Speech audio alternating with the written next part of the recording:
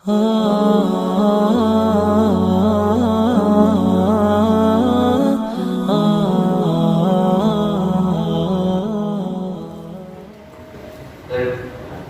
mulai. Bismillahirrahmanirrahim. Assalamualaikum warahmatullahi wabarakatuh. Innal hamdalillah nahmaduhu wa nasta'inuhu wa nastaghfiruh wa na'udzu billahi min shururi anfusina wa min sayyiati a'malina. May yahdihillahu fala mudilla lahu wa may yudlil fala hadiya lahu. Asyhadu an la ilaha illallah wahdahu la syarika lahu wa asyhadu anna Muhammadan abduhu wa rasuluh. Allahumma shalli ala Muhammad wa ala ali Muhammad kama shallaita ala Ibrahim wa ala ali Ibrahim wa barik ala Muhammad wa ala ali Muhammad kama shallaita ala Ibrahim wa ala ali Ibrahim wa barik ala Muhammad wa ala ali Muhammad kama barakta ala Ibrahim wa ala ali Ibrahim fil alamin innaka Hamidum Majid. Qala Allah Ta'ala fil Qur'anil Karim, ya ayyuhalladzina amanu taqullaha haqqa tuqatih wa la tamutunna illa wa antum muslimun. Ya ayyuhan nasu taqu rabbakum alladzi khalaqakum min nafsin wahidah wa khalaqa minha zawjaha wa batha minhuma rijalan katsiran wa nisaa'a wattaqullaha alladzi tasaaluna bihi wal arham innallaha kana 'alaykum raqiba. Ya ayyuhalladzina amanu taqullaha wa qulu qawlan sadida يصلح لكم أعمالكم ويغفر لكم ذنوبكم ومن يطع الله ورسوله فقد فاز فوزا عظيما. أما بعد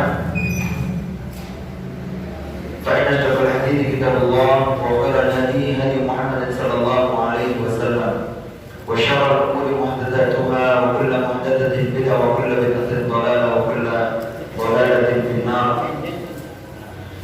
الحمد لله الذي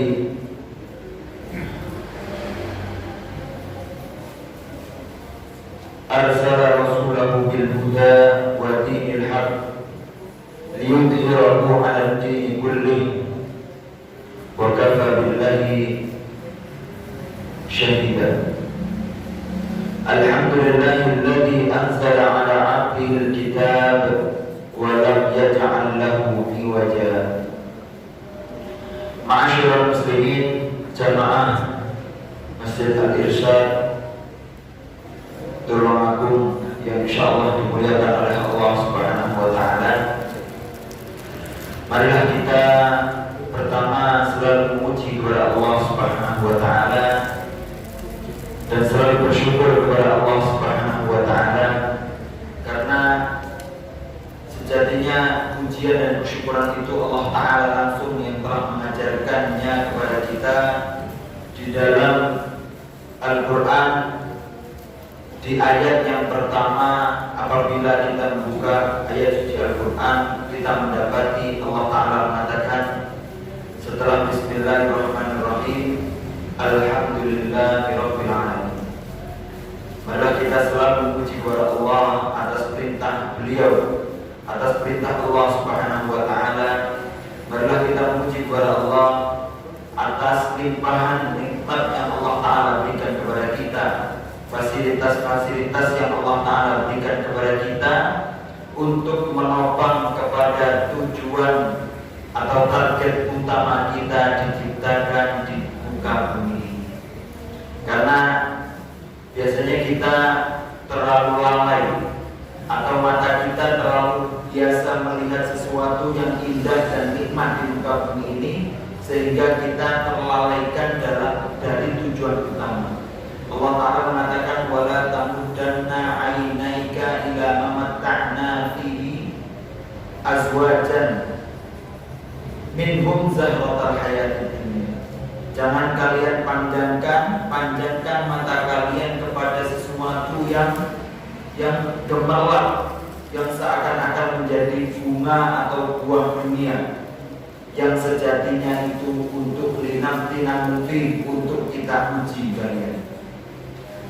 Jadi Allah Ta'ala mengatakan bahwasanya manusia diciptakan di muka bumi ini untuk wa ma khalaqtul jinna wal insa illa liya'budun. Tidaklah kami ciptakan jin dan manusia di muka bumi ini target tujuan utama hanya untuk ibadah kepada Allah Subhanahu wa Ta'ala. Jadi targetnya itu ibadah. Terus bekerjanya apa? Terus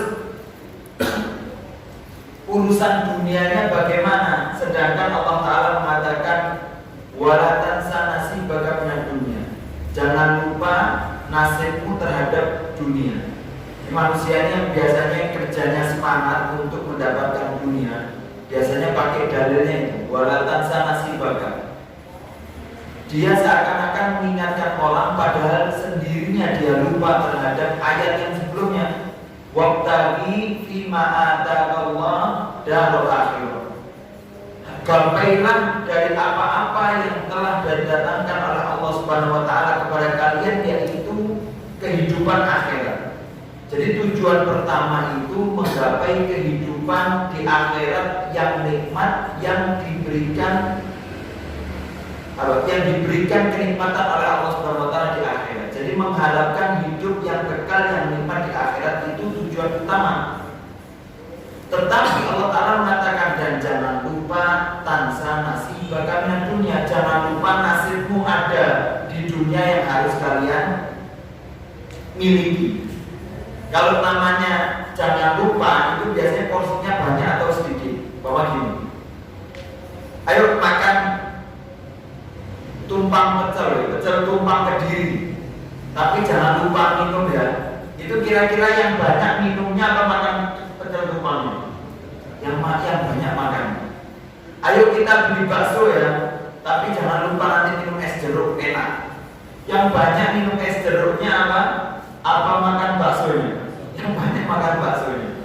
Manusia dengan dalil itu banyak yang dilalaikan sama para syaitan ya. Syaitan itu bukan hanya jin ya. Syaitan itu adalah sifat buruk yang ada pada makhluk. Bisa berupa makhluknya jin, bisa berupa makhluk manusia. Jadi kadang syaitan menggodanya seperti itu. Tugasnya seakan-akan pada nasibaka, padahal nasibaka dunia itu cuma ya, secukupnya. Tapi jangan lupa target utama.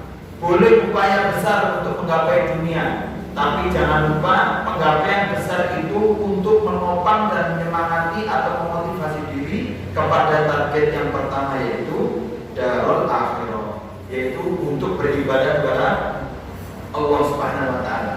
Maka ini kenikmatan dari Allah Subhanahu wa taala yang telah menurunkan Al-Qur'annya yang telah menjelaskan bagaimana kita agar hidup di dunia ini dengan kehidupan yang nyata, yang normal, yang akan mendapatkan kehidupan yang nyata di akhirat kelak. Dan itu kenikmatan yang luar biasa yang Allah Ta'ala berikan kepada hamba-Nya.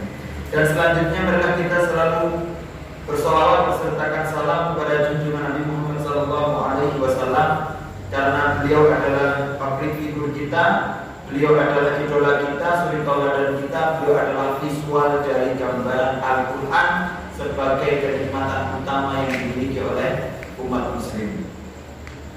Jadi kalau pengen tahu bagaimana Al-Quran berbuat, lihat kepada Rasulullah. Seperti para sahabat menanyakan bagaimana akhlaknya Rasulullah kepada Siti Aisyah, kata Siti Aisyah, beliau mengatakan karena Al-Quran. Akhlaknya Rasulullah itu ya Quran. Kalau pengen tahu Al-Quran bagaimana berbuat, lihat pada Rasulullah. Sehingga seluruh hidupnya berkualitas, sehingga seluruh hidupnya itu luar biasa keagungannya dan dapat dicontoh. Dan itu yang perlu kita contoh.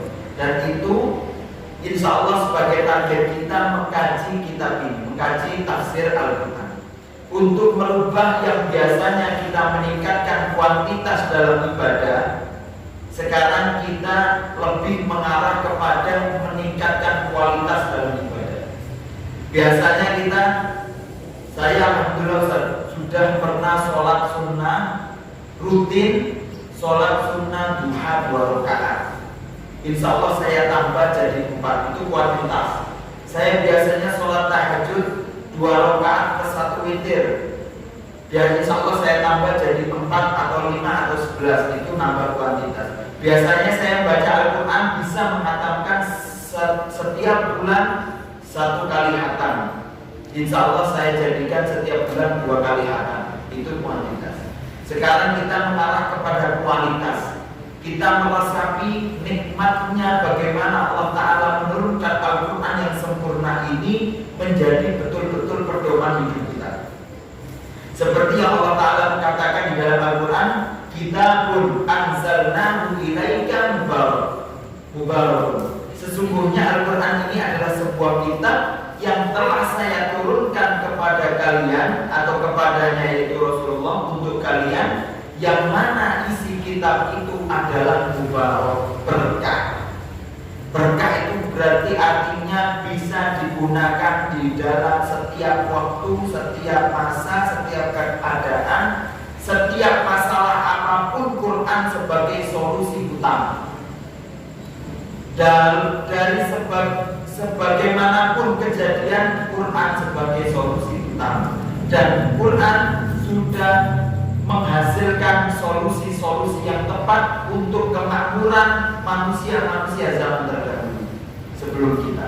Maka kalau zaman sekarang kita masih ngurusi sesuatu kok ruwet, kok belum ada jalan keluarnya, berarti kita lagi jauh dari Al-Quran. Kok ngurusi ini kok gak kelar-kelar, kelihatannya kemarin selesai kok ternyata keluar lagi, oh berarti lagi mencari solusinya bukan kembali kepada Al-Quran, masih mengandalkan sesuatu yang sejatinya kecil dan tidak ada apa-apanya. Apa itu? Otak kita. Kata Allah Ta'ala, bagaikan manusia, ilmu manusia dibagaikan ilmu Allah itu seperti jarum yang ditusukkan ke lautan terus diangkat, tetesan itulah akal manusia dibanding ilmunya Allah Ta'ala yang seluas lautan. Bahkan Allah Ta'ala mengatakan, wa in ta'uddu ni'matallah, kalau kalian ingin menghitung, itu di situ kata-katanya in. Ya. Apabila kalian menginginkan menghitung, itu in itu apabila menginginkan. Jadi seakan-akan Allah Ta'ala, kalaupun kamu menginginkan nggak bakal bisa. Itu pun kamu nggak bakal untuk berani menghitung, karena betul-betul jumlahnya itu tidak bisa dihitung.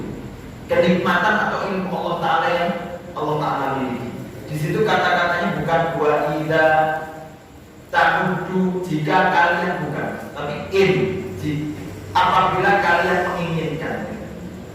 Belum menginginkan pun nggak mungkin bisa terrealisasikan untuk menghitung nikmat Allah Subhanahu wa Ta'ala. Maka Al-Quran ini adalah sebagai solusi utama. Mari kita rasakan betul di dalam Al-Quran bagaimana Al-Quran mengajari kita, bagaimana Al-Quran mengkonsep hidup kita, bagaimana Al-Quran bisa menjadi solusi dalam setiap permasalahan yang ada pada kita. Bahkan dari salah satu mukjizat Al-Quran itu yang secara nggak langsung bisa kita nikmati dan kita rasakan, tapi syaratnya apa? Quran tadi bisa menjadi mubarak. Syaratnya apa? Di kata-kata selanjutnya Allah Ta'ala mengatakan liyadabbaru ayati, syaratnya harus ditadaburi. Kalau Al-Quran sekedar dibaca ada manfaatnya, hati tenang mungkin. Terus kita bisa merasakan nikmat membaca Al-Quran dengan makhraj hurufnya. Bahkan makhrajul huruf kalau tepat itu ada pergerakan-pergerakan lisan yang dapat menyembuhkan manusia dari sebagian penyakit. Itu kalau dipelajari ada dari segi kesehatan. Ada manfaatnya baca. Tapi kalau ingin Al-Quran menjadi solusi dalam hidup, menjadi obat dalam hidup, maka perlu lihat baru ayat. Butuh tadabbur. Butuh baca itu enggak biasanya baca alhamdulillahirabbil alamin arrahmanir rahim maliki yaumiddin iyyaka na'budu wa iyyaka nasta'in. Sekarang diganti alhamdulillahirabbil alamin. Oh, artinya alhamdulillah itu apa? Terus alhamdulillah itu apa? Terus selanjutnya rabbil alamin itu apa? Sehingga korelasinya alhamdulillah dan rabbil alamin itu apa? Nanti kita kaji sedikit-sedikit. Bahkan sejenak ya, sedikit ya. Allah Ta'ala mengatakan alhamdulillah, berarti kita diperintahkan untuk bersyukur bahwasannya yang mengatur dunia ini adalah Rabbul Alamin. Yang mengatur dunia ini Allah. Bayangkan kalau yang mengatur dunia ini bukan Allah Ta'ala, bagaimana kacaunya dunia. Sekarang aja kita lihat berapa banyak orang yang seakan-akan ingin mengatur dunia tanpa ilmu Allah. Bagaimana kacaunya dunia. Dan kita lihat bagaimana para ulama-ulama terdahulu, para pemimpin-pemimpin Islam mengatur daerahnya, dunianya dengan sistem ilmu Allah Subhanahu wa taala. Sehingga Umar bin Abdul Aziz ingin mengeluarkan sedekahnya, sedekah negara ya, untuk mencari siapa yang bisa menerima sedekah ini tidak didapatkan, karena setiap orangnya sudah termakmurkan dengan harta masing-masing dan mereka merasa terpuaskan dengan kepemilikannya masing-masing, sehingga tidak didapatkan siapa harus kemana ini. Sehingga Umar bin Abdul Aziz mengatakan belikan seperti gandum atau makanan burung, bawa ke atas gunung, terbangkan di atas gunung, agar burung-burung pun yang berkeliaran di atas negara kita, mereka tetap mendapatkan kemakmuran dari negara ini, sehingga mereka tetap kenyang. Bukan hanya manusia yang dipikirkan, bahkan hewan-hewan pun terpikirkan. Maka nggak ada ceritanya kalau Islam terus dia betul-betul menjalankan syariat Islam, namanya kezaliman itu nggak mungkin terjadi. Pasti ada keadilan di segala sisinya, itu pasti keadilan dan pasti makmur, itu jelas dan pasti. Maka kalau ada manusia Islam kok ini Islam tapi kok zalim, ini Islam kok belum adil, Islam kok korupsi, nah itu yang dipertanyakan bukan Islamnya, tapi yang dipertanyakan adalah bagaimana orang itu berbuat, apakah dia berpedoman pada Islam sejatinya atau tidak, gitu ya. Maka kita nikmati sekarang, kita kualitaskan ibadah kita dengan merasakan bagaimana Allah Ta'ala mengajari kita dalam Al-Quran. Baik, mari kita memulai kajian tadabbur ayat. Insya Allah kita mulai dari kitab yang sejatinya umul kitab, yaitu ibunya Al-Quran atau sebagai intisari dari Al-Quran, yaitu Al-Fatihah, suratul Fatihah. Ini secara pintas, kalau kita menyebutkan surat Al-Fatihah dibanding kalau kita menyebutkan surat Al-Ahqaf, surat Hud, surat Al-Waqi'ah, yang paling familiar di kita surat Al-Fatihah. Sesungguhnya Allah Ta'ala memerintahkan manusia untuk membaca surat Al-Fatihah di setiap hari. Ada surat-surat yang sejatinya dibacanya setiap hari. Ada surat-surat itu yang dianjurkan dibacanya setiap minggu. Ada yang setiap tahun, gitu ya. Setiap minggu contohnya apa? Contohnya Al-A'la, ya, surat Al-Kahfi. Surat Al-Kahfi kan kita baca setiap Kamis malam atau Jumat. Kita baca Al-A'la, biasanya khotib Imam Jumat, sholat Jumat itu baca surat Al-A'la dan Al-Ghasyiyah.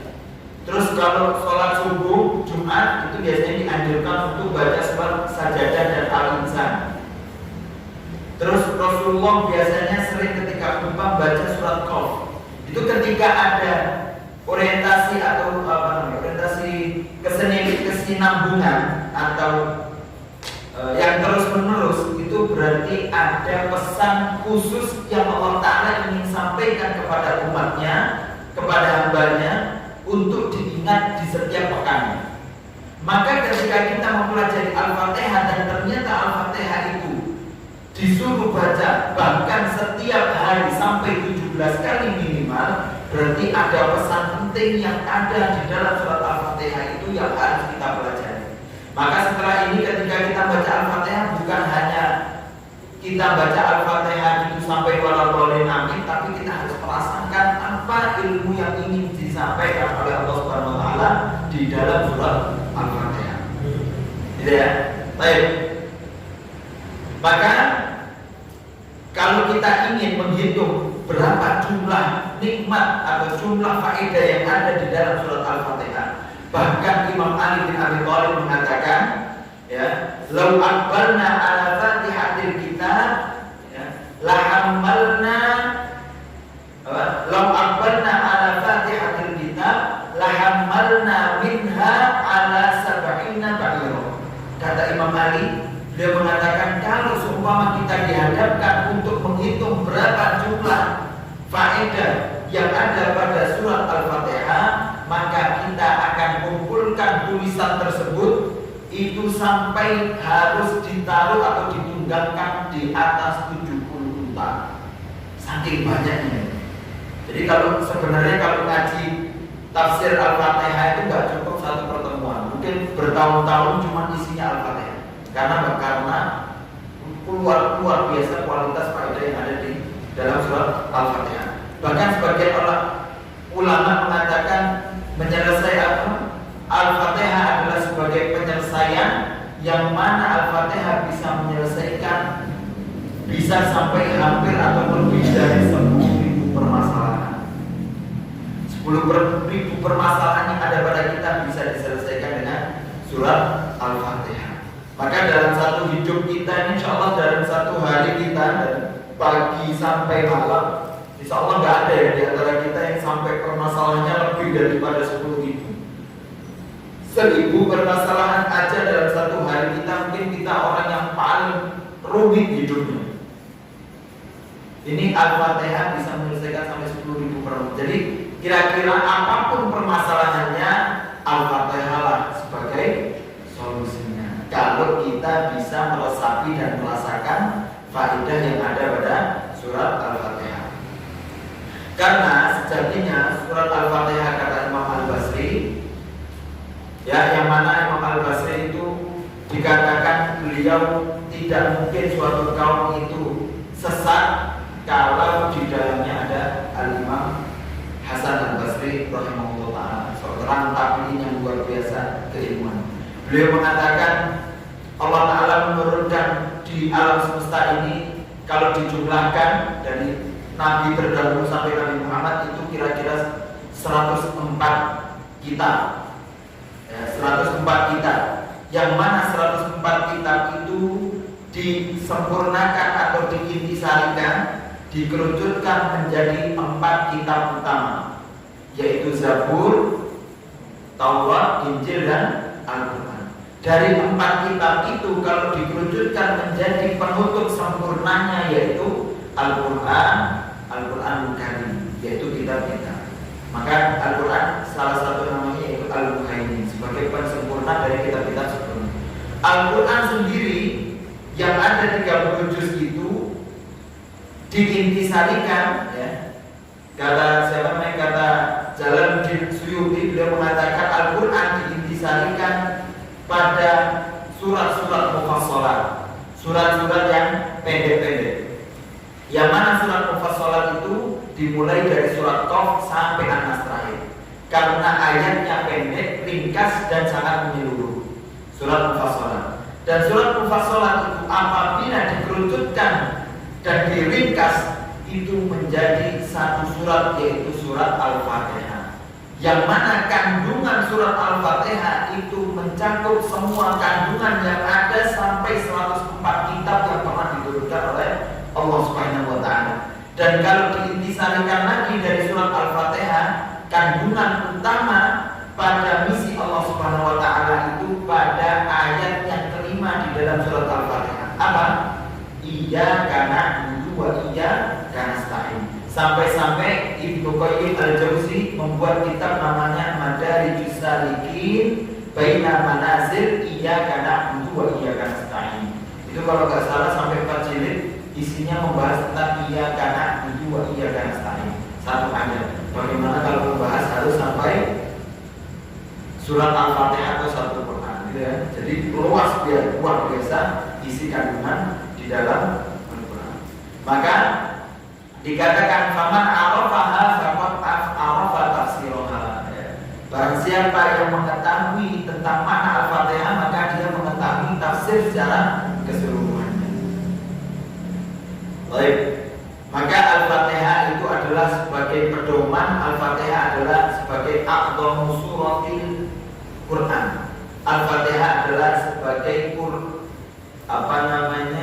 surat yang paling agung di dalam Al-Quran. Sehingga Rasulullah pernah suatu saat beliau mengatakan la'u'allimannaka a'dhamu suratin fil Quran. Jadi Rasulullah pernah mengajak salah satu sahabatnya. Jadi sahabatnya ini sholat, Rasulullah panggil. Setelah itu Rasulullah ajak. Beliau mengatakan la'u'allimannaka a'dhamu suratin fil Quran qabla an takhruja minal masjid.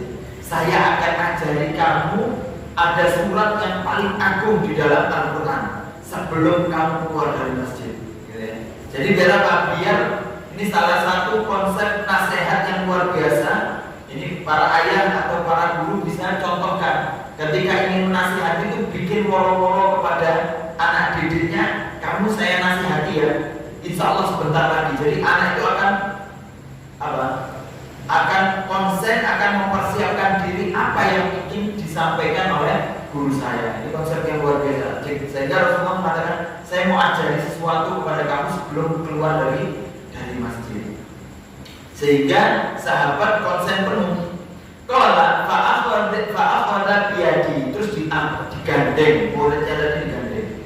Falamma arada an yakhruja minal masjid, ketika kita mau keluar masjid, qultu, sehingga anak tadi yang tadinya penasaran, ya, murid tadi penasaran, dia akan mempersiapkan diri dan dia akan pengen tahu segera. Sehingga sebelum keluar dia menanyakan kepada Rasulullah, qultu, ya Rasulullah, innaka qulta, sesungguhnya kamu tadi mengatakan la u'allimannaka a'dhama suratin fil Qur'an. Kamu ingin mengajarkan kepadaku surat yang paling agung di dalam Al-Qur'an itu apa? Kata Rasulullah, qala na'am, ya.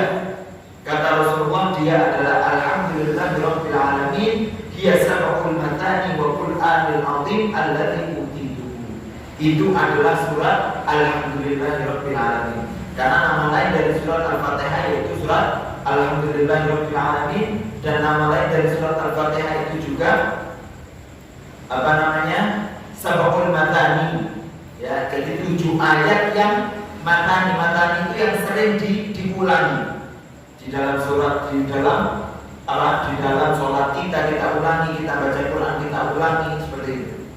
Dan wa Qur'anil 'azim, dan Al-Quran juga adalah Quran yang agung yang telah diberikan oleh Allah Subhanahu wa taala kepada saya. Baik.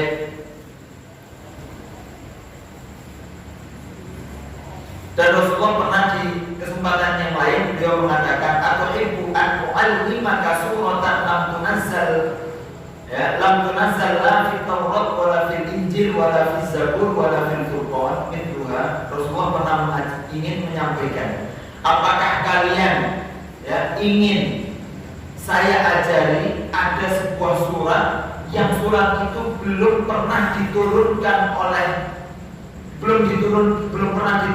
di dalam kitab Taurat, belum pernah diturunkan di dalam kitab Injil, dan kitab Zabur juga belum pernah, bahkan di Al-Quran belum. Ini surat yang baru. Ini juga metode nasihat yang luar biasa. Jadi kasih nasihat kepada anak itu dipancing dulu. Nah, mau enggak kamu saya kasih sesuatu? Ini pemberian ini belum pernah saya berikan kepada orang lain. Itu anaknya semangat nih. Oh, kilo-kilo. Kira-kira apa yang mau dikasihkan kepada saya? Jadi nasihat itu sebenarnya perlu trik, Pak. Kadang kita ini, saya nasihat anak sudah saya nasihati kok Kak, mau dengar, murid saya sudah saya kasih tahu kok gak berubah-berubah. Mungkin kita salah trik dan salah waktu ketika ingin menasihati anak didik kita. Maka perlu waktu, perlu trik, sehingga seperti yang dicontohkan oleh Rasulullah. Rasulullah menasihati seperti itu. Apakah kamu mau tahu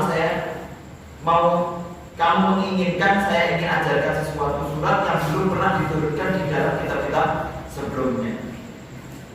Qultu, kata muridnya otomatis, na'am, iya. Ay Rasulullah, na'am, iya ya Rasulullah. Apa? Qala, kata Rasulullah, inni la arju an la akhruja min hadzal bab hatta ta'lamuha. Saya mengharapkan sebelum keluar di dalam masjid ini saya ingin kabarkan kepada kamu. Kata muridnya, qala fa akhadha Rasulullah biyadi ya yuhaddithuni. Artinya Rasulullah mengambil tanganku dan dibawa untuk mau diajak bicara. Wa ana atabatta, dan saya sengaja untuk memperlambat langkah saya agar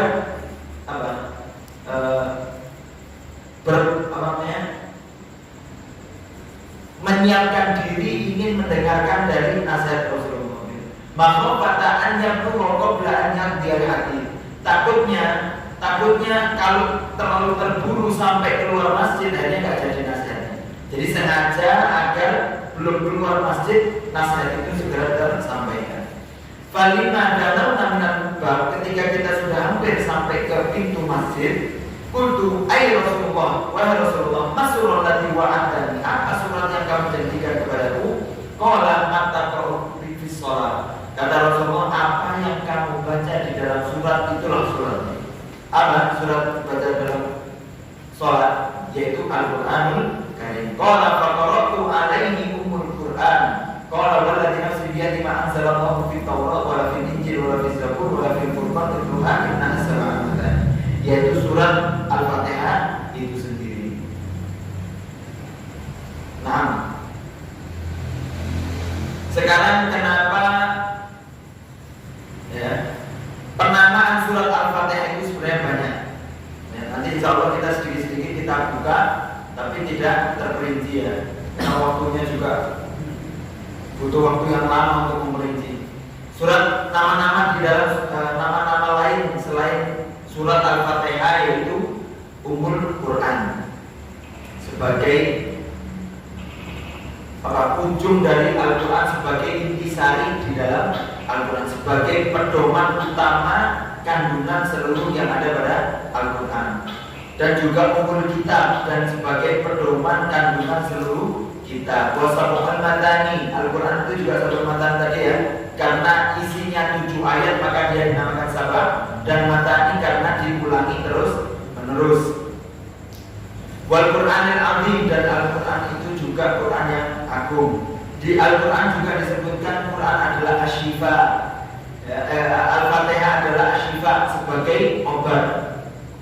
Karena para sahabat dulu ada yang mengobati luka gigitan ular, itu dikeluarkan racunnya dengan membaca surat Al-Fatihah. Jadi Al-Fatihah pun dengan keyakinan kepada Allah Subhanahu wa taala dapat menyembuhkan orang sakit. Ya. Dan usahakan yang baca itu bukan hanya kita, tapi yang sakit pun disuruh baca. Dan Al-Quran juga, Al-Fatihah juga namanya Al-Ruqyah, ya, atau Ruqyah, karena Al-Fatihah juga salah satu bacaan yang digunakan untuk meruqyah, ya. Dan sebaik-baik ruqyah adalah meruqyah diri sendiri. Dan meskipun tidak ada larangan, tapi dianjurkan untuk tidak pernah meminta ruqyah kepada orang lain. Ya, ruqyah itu hal yang wajar sebenarnya, yang biasa. Bukan harus kesurupan dulu baru diruqyah, itu tidak. Bahkan mau tidur pun kita selalu meruqyah diri itu bagus. Karena Rasulullah juga meruqyah dirinya setiap ingin tidur. Dan Rasulullah di akhir hayatnya ketika beliau sakit, Rasulullah tidak mampu untuk meruqyah, tapi Rasulullah tidak minta ya. Sehingga Aisyah yang meruqyah Rasulullah SAW. Diruqyah boleh, tapi minta ruqyah itu makruh. Takut tidak mendapatkan keutamaan salah satu golongan 70.000 yang dijamin oleh Allah Subhanahu wa taala masuk surga tanpa hisab. Maka jangan sampai, ya, cukup kita meruqyah diri dengan apa? Dengan keyakinan yang ada pada diri kita.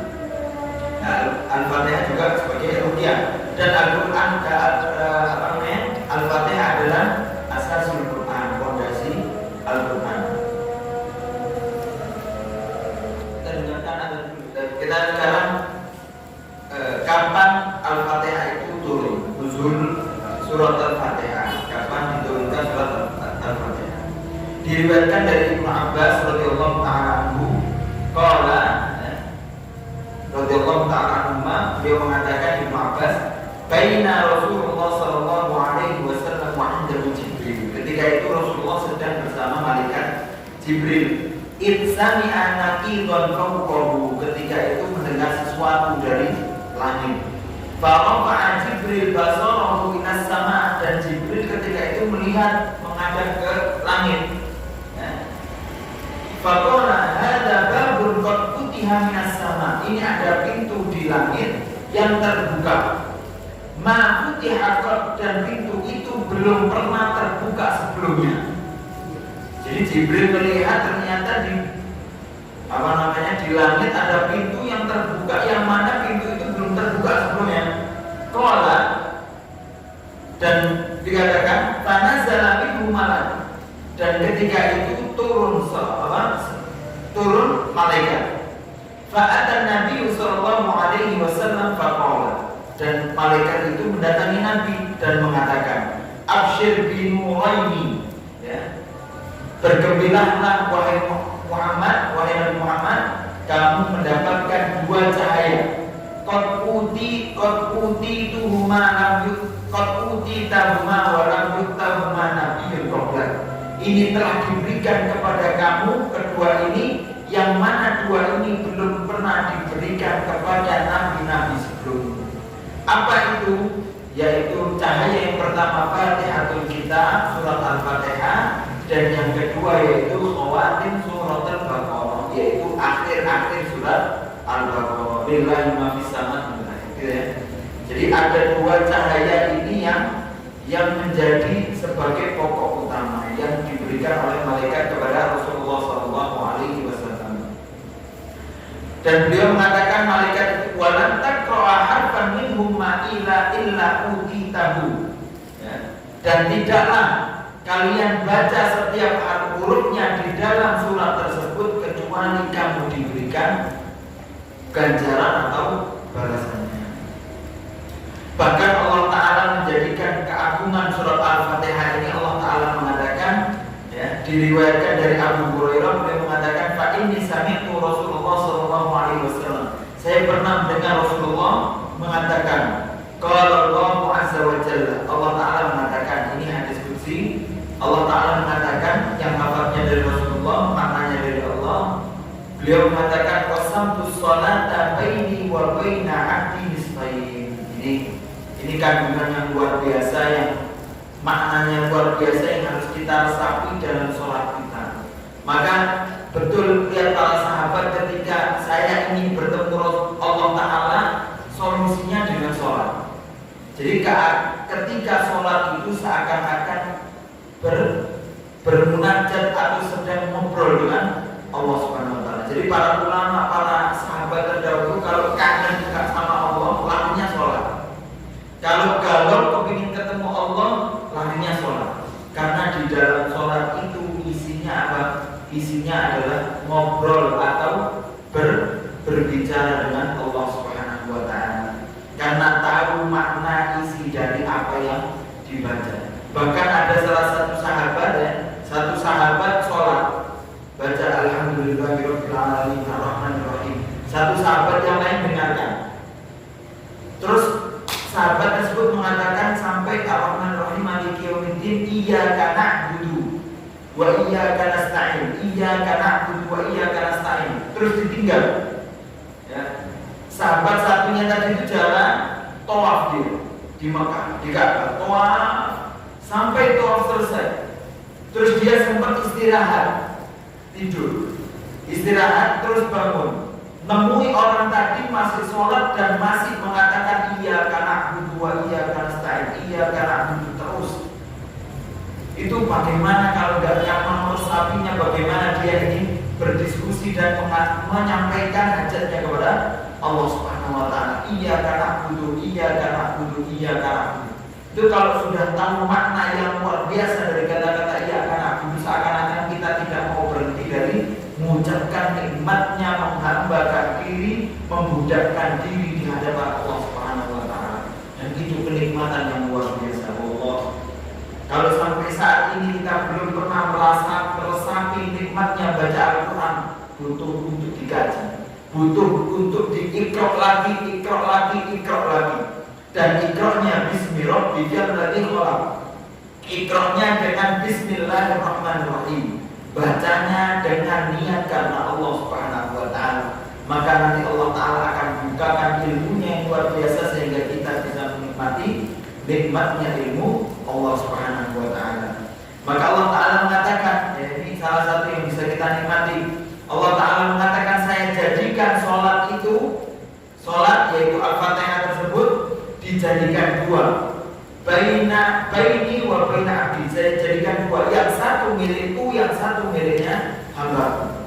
Wal abdi masa'al, dan untuk hambaku itu terserah apa yang mau ingin dimintakan. Allah Ta'ala mengatakan qala abdi, apabila seorang hamba mengatakan alhamdulillahi rabbil alamin, Ini secara makna nanti kita insya Allah kita pelajari sedikit-sedikit apa itu makna dari Alhamdulillahirabbil alamin. Alhamdulillahirabbil alamin. Segala puji bagi Allah Subhanahu wa taala, Tuhan semesta alam.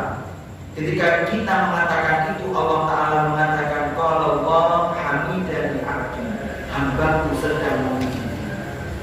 Itu kebanggaan Allah Subhanahu wa taala apabila mendapati hambanya sedang memuji Allah Subhanahu wa taala. Padahal Allah taala tidak butuh dengan pujian hamba, tapi Allah taala bangga kalau ada hambanya yang bisa memuji Allah Subhanahu wa taala. Maka Allah taala mengatakan hamidani 'abdi, hambaku sedang memujiku. Apabila apabila hambaku mengatakan Ar-Rahmanir Rahim, yang Maha Pengasih lagi Maha Penyayang, ya, yang Maha Pengasih lagi Maha Penyayang. Kalau Allah taala mengatakan atna alayya 'abdi, hambaku sedang memujiku kedua kalinya. Hambaku sedang memujiku lagi. Allah taala bangga. Itu bagaimana kita minta kalau Allah taala nggak beri, kalau Allah taala sudah bangga dengan diri kita. Bagaimana kita sampai bisa mendapatkan kesusahan itu kalau Allah taala bangga dengan kita. Otomatis Allah jauh dari permasalahan, dari kesengsaraan. Kalau Allah taala sudah bangga terhadap hambanya. Bagaimana seorang ayah kalau sudah bangga terhadap anaknya, insya Allah kebutuhan semua anaknya. Belum minta saja, ini kalau anaknya sudah membanggakan, ranking kelas, ya, hafalannya lancar, hafalannya kuat, hafalannya bagus. Belum minta, ayahnya tahu, oh ini kayaknya butuh ini, tak berikan. Oh kayaknya dia pengen ini, tak berikan. Gak perlu minta, sudah dijamin, sudah diberikan. Begitu juga Allah taala, jauh lebih daripada itu. Sebelum minta pun Allah taala akan yufaham, akan menyempurnakan semua apa yang kalian inginkan. Itu kalau kebanggaan Allah taala kepada hambanya. Dan Allah taala mengatakan, kalau hambaku mengatakan Maliki yaumiddin, ya, yang merajai hari akhir, kata Allah taala majjadani 'abdi, hambaku sedang mengagungkan. Hambaku sedang mengagungkan.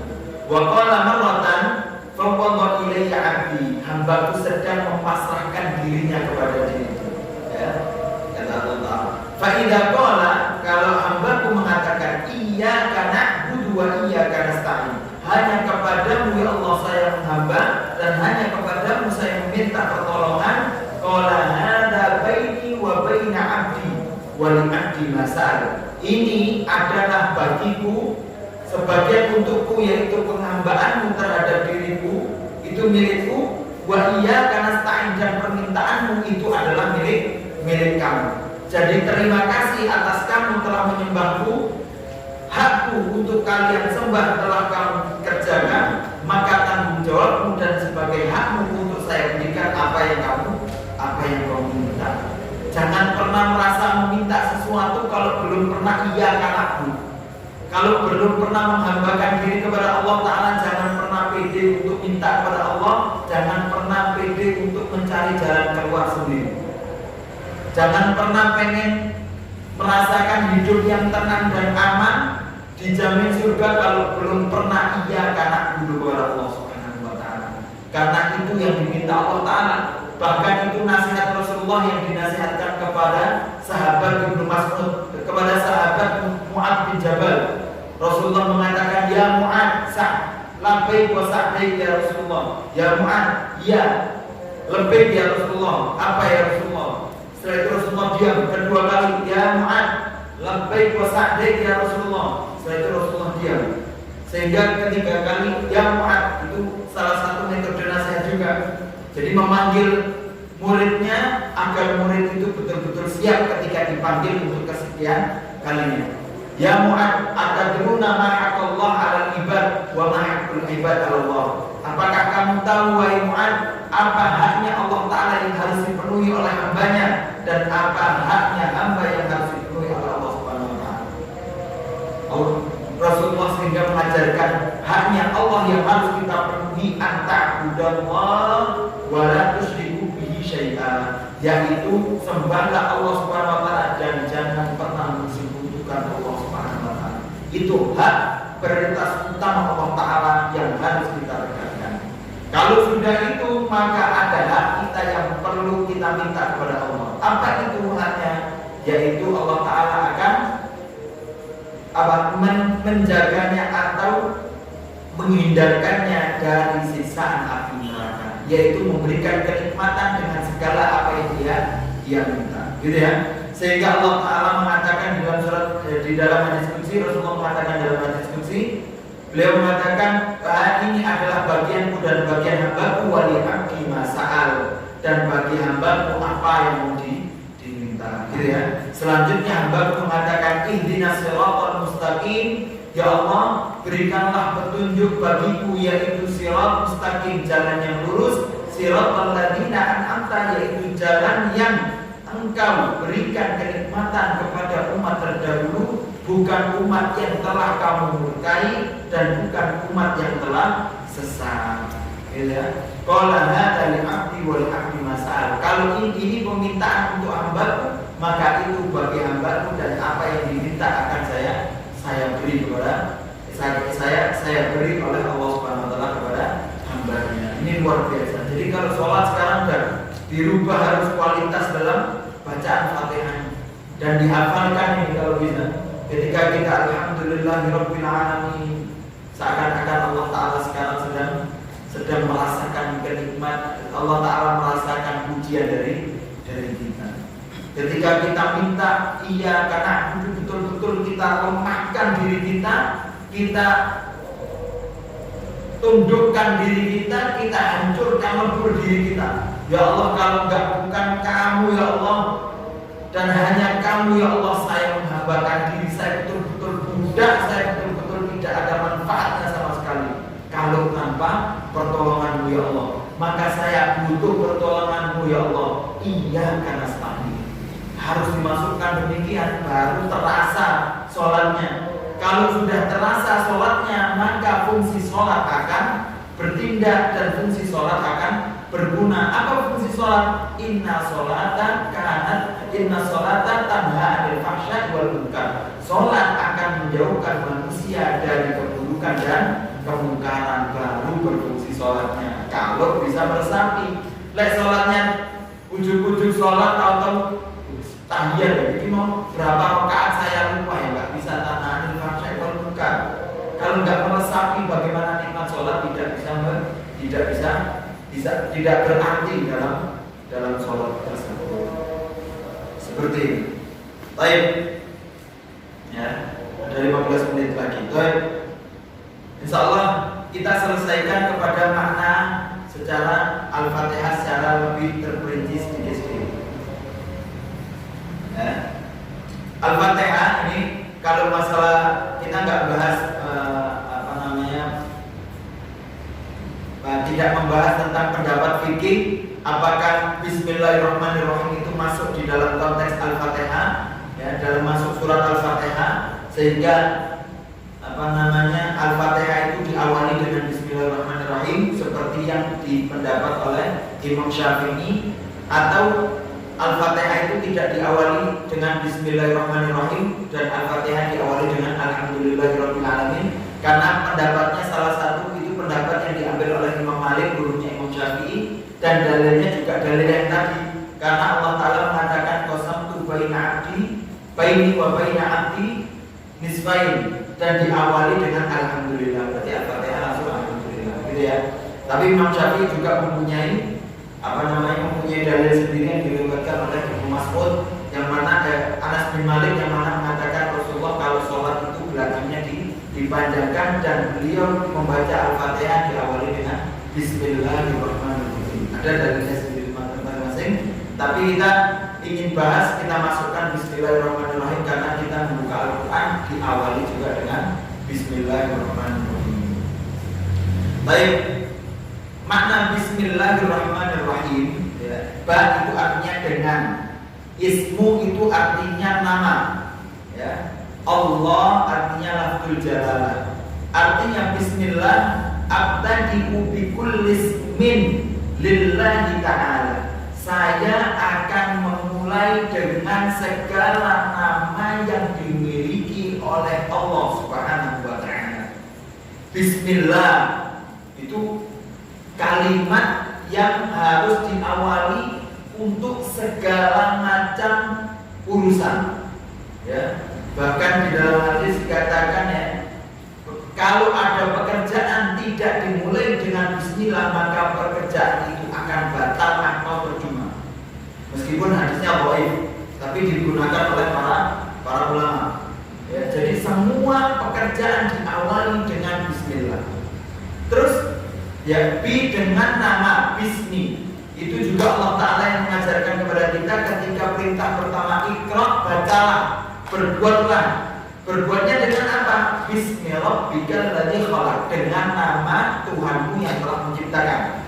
Gitu ya. Maka ini juga yang diajarkan oleh Allah SWT. Maka sebelum semua pekerjaan kita awali dengan bismillah.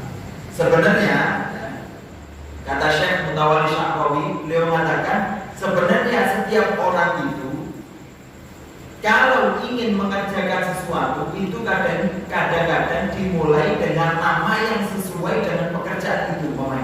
Saya mau bekerja, saya pengen kaya, sehingga saya mengatakan Bismil Ghani, dengan nama Zat yang Maha Kaya. Saya ingin kekayaan, atau saya ingin kasih sayang, sehingga saya mengatakan Bismillahirrahman, dengan nama yang penyayang atau pengasih. Saya ingin kekuatan, Bismil Qawi, dengan nama yang maha kuat, berikan kekuatan kepada saya. Gitu ya. Tapi Allah Ta'ala memulai dengan kata Allah itu untuk mensempurnakan dari semua nama-nama sifat-sifat Allah Ta'ala yang Allah Ta'ala memiliki, dan terucut kembali ke yang paling atas, yaitu kalimat nama Allah Azza wa Jalla, sehingga dimulainya dengan kalimat yang sempurna, yaitu Bismillah. Dan kalimat Bismillah ini digunakan untuk segala macam perbuatan diawali dengan Bismillah. Saya bukan membahas Bismillahirrahmanirrahim ya, kata-kata Bismillah. Dan itu yang diajarkan oleh Rasulullah ketika menasehati anak kecil, yaitu anaknya Ummu Salamah ketika dia pengen ngambil makanan. Kata Rasulullah, ya gulam, wahai anak kecil, samillah, ya, bismillahlah, baca bismillah. Kata-kata samillah, kata para ulama, samillah itu artinya bismillah. Kalau basmil itu bismillahirrahmanirrahim. Jadi sebenarnya ya, sunnah makan itu bacanya bismillah saja, karena perintahnya samillah. Bismillah, wa kul biyaminik wa kul mimma yalik. Makanlah dari tangan kananmu dan makanlah apa yang paling dekat dengan kamu. Paling dekat itu kata Ibnu Hajar Al-Asqalani, paling dekat itu kalau satu macam ya. Tapi kalau macam-macam sak meja, terus pas dengan di depan kita ini apa namanya? Gudeg bawah. Terus di situ ayam, situ kambing guling, bocor. Terus biryani, apa namanya? Seperti itu. Terus yang di depan kita cuma tewel gitu. Ini kalau ngikut sunnah Nabi walaupun mimma yalik itu tewel, nggak dapat kambing, gitu ya. Insya Allah kata Ibnu Hajar Al-Asqalani itu maknanya kalau namun wahid, kalau macamnya satu, kini gudeg, situ gudeg, semua gudeg, maka gudeg terdekat itu yang diambil. Tapi kalau macamnya banyak, kita boleh ambilnya yang lain, tidak harus apa yang di depan kita. Tapi dengan akhlak kita minta tolong atau apa, tapi kita dibolehkan yang lain. Jadi yang dekat itu hanya yang satu macam, baru kita mengambil yang paling dekat. Jadi Bismillah itu digunakan dalam segala hal. Kata-kata Bismillah. Abtadi'u bikul ismin dengan segala nama milik Allah Subhanahu wa taala. Li'anna lafdhu ism baik seperti itu.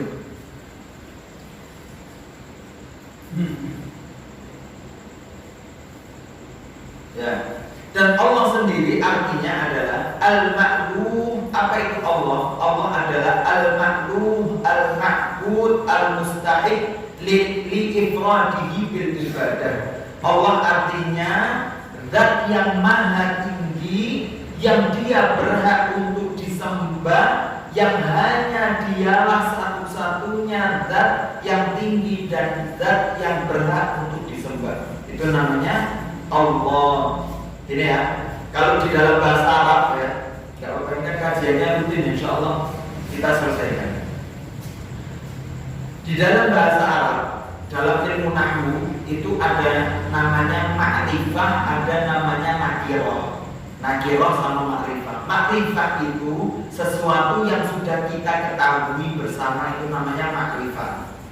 Nakirah itu yang kita nggak ketahui, itu umum, itu namanya nakirah. Kalau saya bilang gini, kita pun apa kira-kira yang terbesit di kepala kita itu apa? Kitab ya, umum ya. Kalau saya bilang Alkitab, apa kira-kira? Alkitab apa Alkitab? Alkitab Quran. Barakallahu fiik. Kenapa kok kita tahu kalau kita bilang Alkitab itu Quran? Karena al itu adalah ciri dari makrifat, gitu ya. Adanya al itu untuk, kalau sudah dikatakan Alkitab berarti ya kitab yang paling kita ketahui bersama apa? Al-Quran, selesai. Gitu ya. Jadi adanya al itu untuk memakrifahkan, untuk menjadikan sesuatu yang tadinya umum jadi makrifat.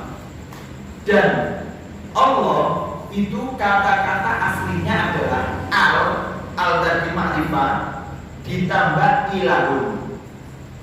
Ini. Maka baik, kita kembali makrifat sedikit ya. Maka di dalam bahasa Arab ada namanya a'raful ma'arif dan angkarul munkar, ya, angkarul nakir. Ada a'raful ma'arif. Jadi tadi kalau makrifat itu sesuatu yang diketahui, kalau a'raf berarti sudah jelas, pasti semua orang tahu. Gak mungkin ada orang yang gak tahu, gak mungkin, pasti tahu. Itu namanya a'raful ma'arif. Ada namanya angkarun nakiro. Jadi yang paling umum bahkan orang nggak tahu makna itu apa, nggak tahu. Kira-kira apa kata-katanya kalau angkarun nakiro? Kalau bahasa kita ini biasanya apa? Bahasa Indonesia ada. Kalau bahasa kita ini biasanya kalau kita ngomong nganu itu loh, anu ini kira-kira apa? Kalau kita ada orang ngomong ya, terus tahu ngomongnya sing nganu itu loh Pak. Nganu itu kira-kira apa? Ada maknanya nggak? Nggak ada. Bahasa Arabnya, bahasa Indonesianya sesuatu. Sesuatu itu apa artinya? Kira-kira ada sesuatu. Apa itu sesuatu? Belum termaknakan sesuatu. Kata-kata sesuatu. Kalau di dalam bahasa Arab, bahasa Arabnya adalah syai'un. Syai' itu sesuatu yang belum nakirah, betul-betul umum dan belum termaknakan.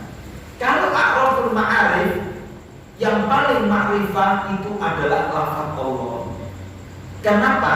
Pertama, karena adanya Allah itu aslinya dari kata-kata al plus ilahun, Tuhan dalam bahasa Arab artinya ilah. Alif lam ketemu ilah, kalau digabungkan terus dari perubahannya, perubahan di sorot itu perubahan i'lal ibdal, itu nanti al ketemu ilah dibacanya Allah. Yang mana sejatinya ilahun sendiri itu sudah makrifat. Kenapa?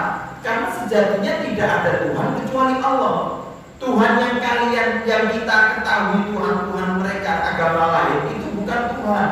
Itu baru anggapan mereka menuhankan Dia. Tapi Tuhan sejatinya cuma satu, yaitu Allah. Maka kata-kata ilahun itu sudah hanya milik Allah Ta'ala sejati, tidak ada yang lain. Plus ditambahi al, berarti sudah selesai. Maka yang paling makrifah hanya Allah Subhanahu Wa Ta'ala, yang paling diketahui Allah. Makanya tidak ada, insya Allah di muka bumi ini tidak pernah ada orang yang tidak kenal Allah, itu nggak mungkin.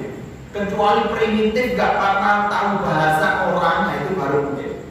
Tapi selama dia hidup di dunia, hidup di bermasyarakat, pernah lihat TV, insya Allah dia pernah mendengar kalimat Allah dan dia tahu Tuhan itu Allah. Buktinya apa? Buktinya kalimat Allah tidak pernah ada satu orang pun yang menamakan dirinya adalah Allah. Gak ada. Ya, di Al-Quran dikatakan apa? Saya lupa itu sedikit.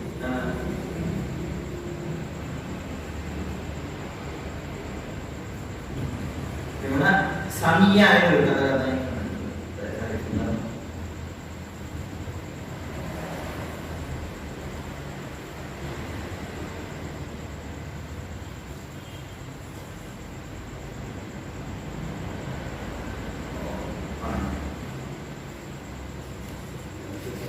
Di surat apa? Di surat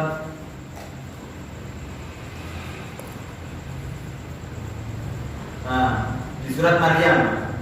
Rabbus samawati wal ard wa ma bainahuma fa'budhu wastabir li ibadati hal ta'lamu lahu samia.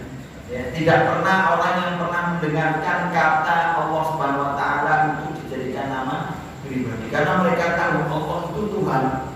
Gak mungkin menamakan dirinya dengan nama Allah Azza wa Jalla. Maka ini keagungan kata apa? Kalimat Allah Azza wa Jalla. Baik. Sekarang bismillah dengan menyebut nama Allah Ar-Rahmanir Rahim. Ar-Rahman itu Ar-Rahim itu sebenarnya diambil dari kata sama. Rahimah artinya kasih sayang. Ya, Rahimah artinya kasih sayang. Ar-Rahmanir Rahim itu Ar-Rahman kasih kesayangan atau kasih sayang Allah Ta'ala menyeluruh untuk semua hambanya, mau semua makhluknya, ya, mau manusia, hewan, semuanya itu Ar-Rahman. Mau dia muslim, mau dia kafir, Allah Ta'ala Ar-Rahman. Allah Ta'ala mengkasihani semuanya, ya. Allah Ta'ala mengkasihani. Tapi kesayangan Ar-Rahim Allah Subhanahu wa Ta'ala hanya dimiliki bagi hambanya yang iman kepada Allah Subhanahu wa Ta'ala. Maka Ar-Rahman kembalinya kepada semua makhluk, Ar-Rahim hanya orang yang beriman kepada Allah Subhanahu wa Ta'ala. Dan dikatakan Ar-Rahman Ar-Rahim adalah dua nama yang menunjukkan kepada kekuasaan Allah Dzur-Rahmah Al-Wasi'ah, kekuasaan Allah yang mempunyai kasih sayang yang sangat luar biasa dan sangat agung. Allati wasi'at kulla syai', yang mana kasih sayang Allah Ta'ala lebih meluas daripada segalanya. Wa ammat kulla hayy, dan umum dari segala orang yang hidup. Wa kataba lil muttaqin lil muttabi'in li anbiya'i wa rasulih. Baik, demikian itu Ar-Rahman Ar-Rahim, sangat menyeluruh. Ya. Bahkan wasi'at kulla syai', bahkan rahmatnya Allah Subhanahu wa Ta'ala itu lebih menguasai dari kemurkaan Allah Subhanahu wa Ta'ala. Maka ini hikmah sedikit, tadabbur sedikit. Kalau kita pengen masuk surat Al-Fatihah, itu sejenak kalau pengen kita nikmati. Ya, kalau tadi kita kaji, ada sebagian ulama yang mengatakan di dalam Al-Fatihah itu bisa sampai mengeluarkan 10.000 ilmu untuk menyelesaikan masalah. Atau Imam Ali mengatakan kalau Al-Fatihah itu kalau ditulis di dalam kitab, bisa kitab itu ditaruh di atas 70 kotak. Maka kita bisa nikmati itu kalau kita baca, ya. Ketika kita ingin membuka Al-Quran Allah Subhanahu wa Ta'ala, kita buka pelan. Ini kitab panduan yang isinya ada anjuran untuk ibadah, ada iming-iming surga, ada ancaman tentang neraka, ada teguran, ada peringatan, ada siksaan, ada kenikmatan. Luar biasa banyak yang ada di dalam Al-Quran. Tapi lihat, Allah Ta'ala memilih namanya dibanding nama Allah Ta'ala yang luas, ya. Yang ada mengatakan 99, bahkan nama Allah Subhanahu wa Ta'ala itu ada yang Allah Ta'ala simpan untuk Allah Ta'ala sendiri. Ada yang mengatakan 1000 nama Allah Ta'ala di Al-Quran, 1000 di hadis, dan 1000 di Lauhul Mahfuz. Karena banyaknya nama yang dimiliki oleh Allah Subhanahu wa Ta'ala, karena agungnya Allah Subhanahu wa Ta'ala. Lihat, Allah Ta'ala ketika memulai kitab pedomannya, Allah Ta'ala ingin memperkenalkan dirinya. Ini kitab dari saya, yaitu Allah. Ini loh, saya ingin memperkenalkan kepadamu saya itu apa, gitu ya. Kadang kita ingin menasihati orang, kan kita pengen tahu saya itu orangnya berani, saya ini orangnya, ya kan, insya Allah gak ono sing tak yang berani sama saya adalah preman. Kadang gitu ya, ingin mengajari sesuatu, saya orang yang paling ini, saya. Lihat Allah Ta'ala apa yang dikenalkan pertama kepada Allah Ta'ala sebelum Allah Ta'ala membahas begitu luasnya ilmu Al-Quran. Allah Ta'ala memulai dengan kasih sayang. Bismillahirrahmanirrahim. Allah Ta'ala memulai dengan kasih sayang Allah Ta'ala kepada hambanya.